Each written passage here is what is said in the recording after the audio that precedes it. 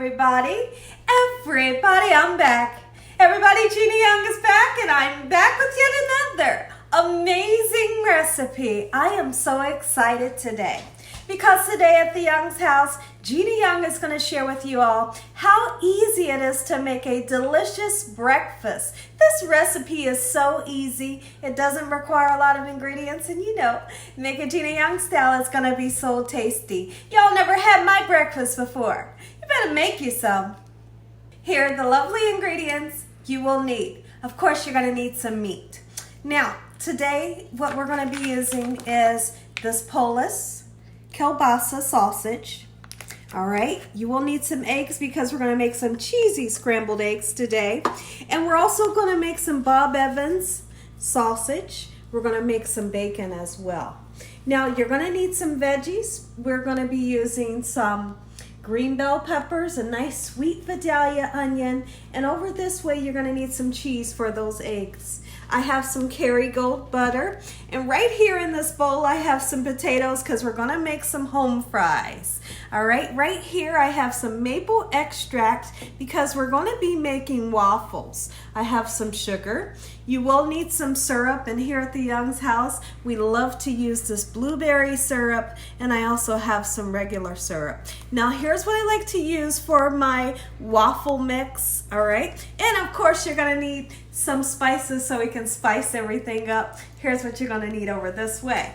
You will need some onion and garlic powder, parsley flakes, pepper, and salt. Make sure your hands are impeccably clean. Let's get started with this really fun recipe, Gina Young style.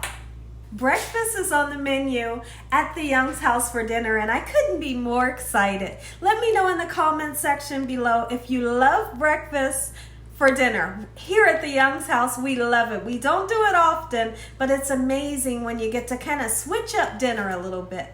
Okay, so here's what I like to do with my potatoes. Let's talk about the potatoes really quickly. So you can see that I've cut the potatoes up just like so in this manner, and I've rinsed them off very well with cold water. The reason why I like to rinse them off is because I like to rinse off a lot of the starch. You know that it's really starchy when your water is really cloudy.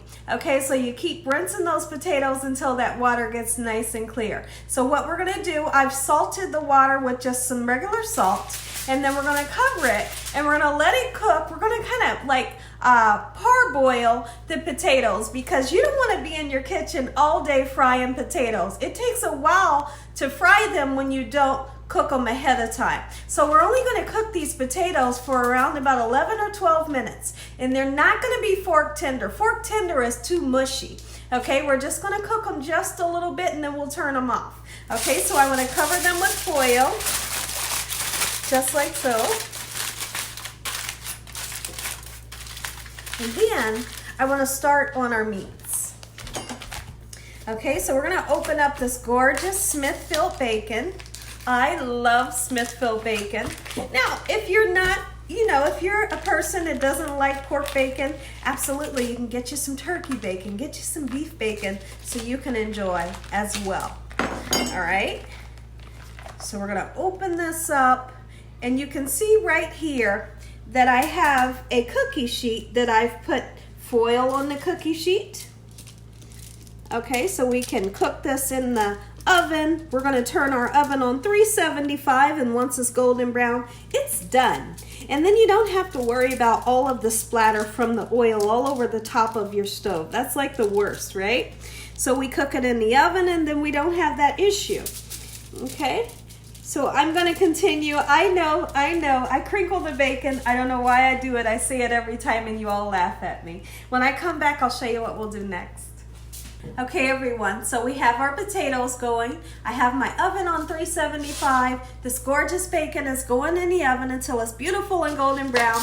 Now what I want to do is I want to start on my meats. Okay, so we have this beautiful Bob Evans sausage patty that we'll be cooking. I like to make 3 different meats, and that way your family member and your loved ones can choose what they want to have. Okay. So we're going to get that sausage in just like so. And once this meat right here is almost done, then we'll go in and we'll put our kielbasa in. All right, and I'll show you how I like to cut my kielbasa. Okay, everyone, I want to talk about the weather right now. Let me know in the comment section below if it's rainy where you live at. Here where we live at in Ohio, it is extremely rainy. It has rained for 7 days straight, and I am so tired. Look at the dogs. Even the dogs are tired. We have Prince there on the left, and we have Polo on the right. They're extremely tired. This weather is making everyone sleepy. So we're starting to get some gorgeous color onto our sausages. We'll go ahead and give them a nice flip, just like so. And like I said, once my sausages are half the way done, we will put our holy sausage or kielbasa sausage in the same pan, but I like to cook them a little bit more before they go in. Here's how I like to cut up my kielbasa.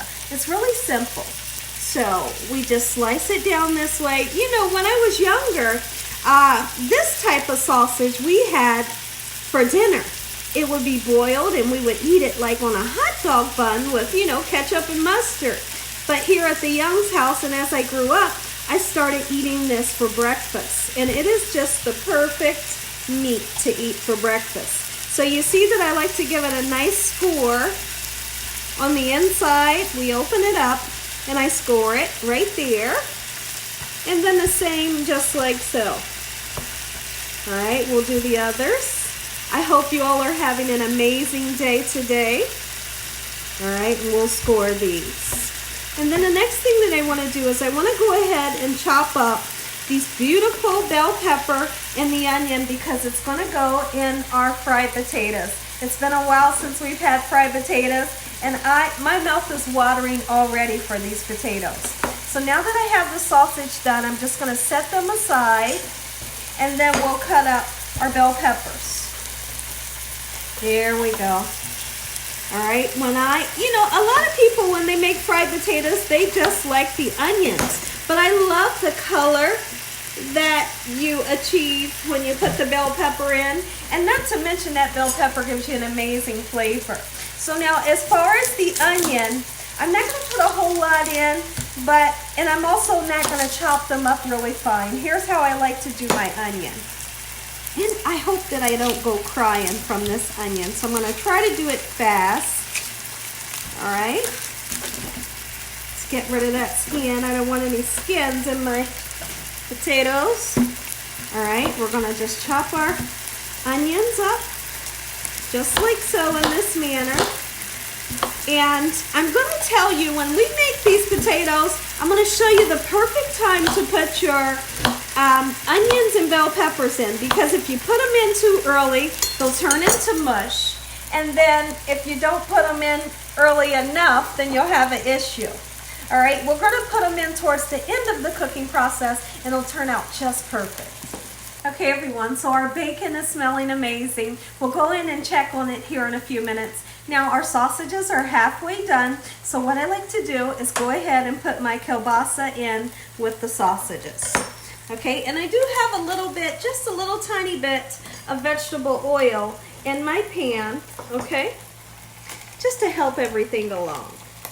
Even though the sausage does have, you know, some oil in it, I always like to put a little bit of oil in my pan.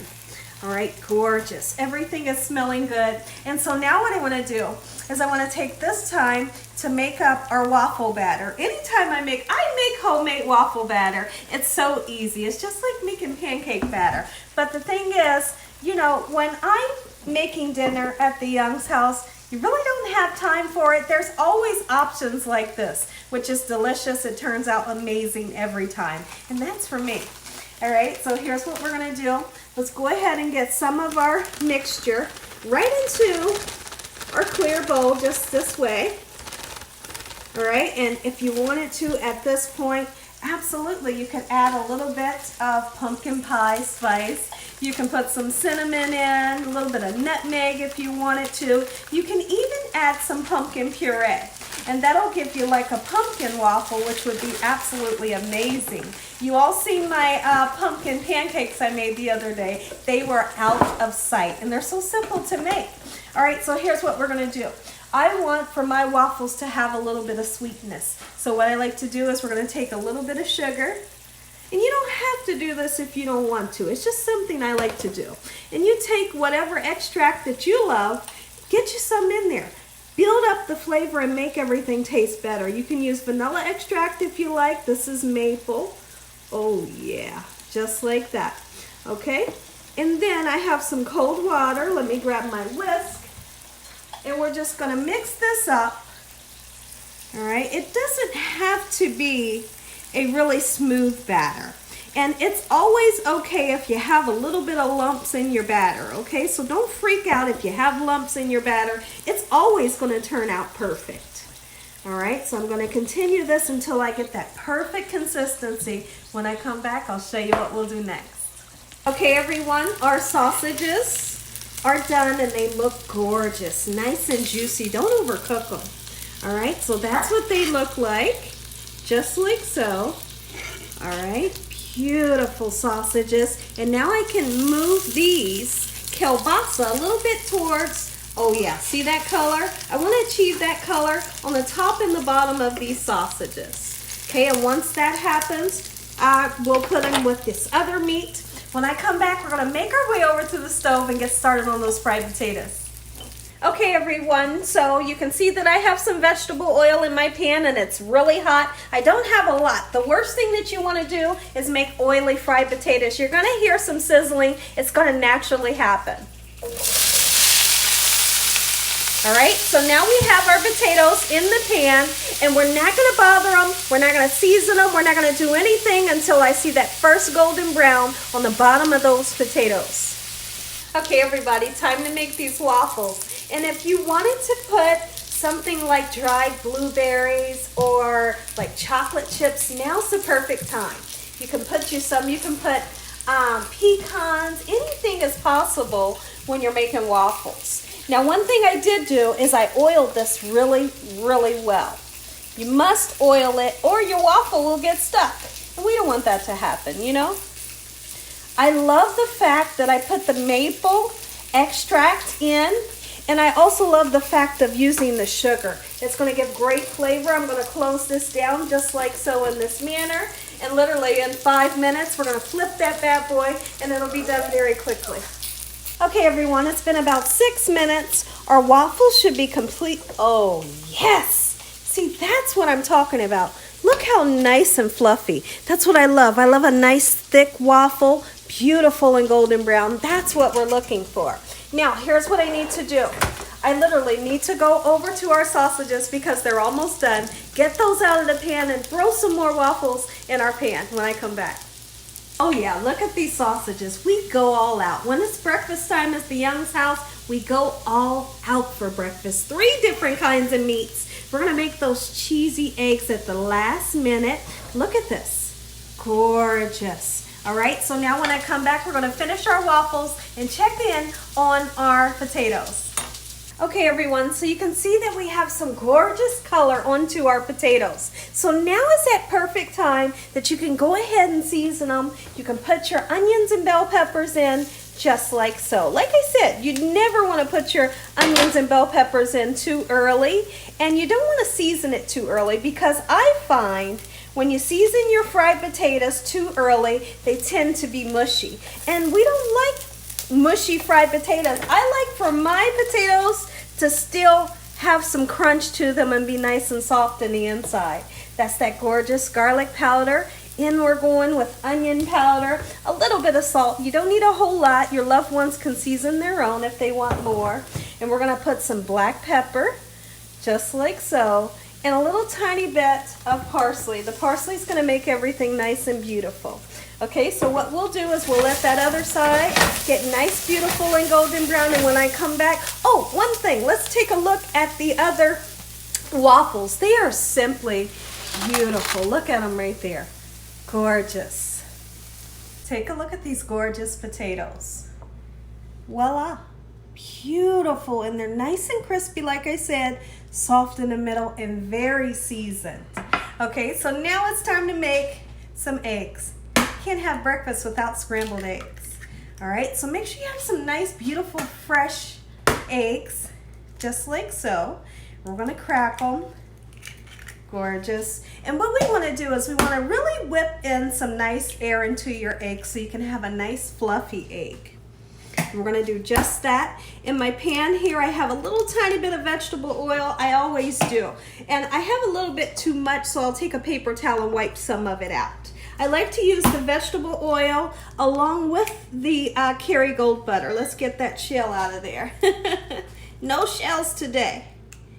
There we go. Beautiful. And I still got another one in there. I see it. I'm going to fish that bad boy out of there. Get out of there. Get out of there, shell. Sometimes it happens. Things happen. Relax. All right. Gorgeous. Okay, so now we're going to whip some nice air into our eggs. I want to turn my pan on to a medium heat. You don't want to cook it up on high because they just don't turn out right. You don't want to cook them on low because they just don't turn out right. So I'm going to be using some Velveeta singles. No, these are Kraft single slices that we're going to use. I find that it melts really well in scrambled eggs.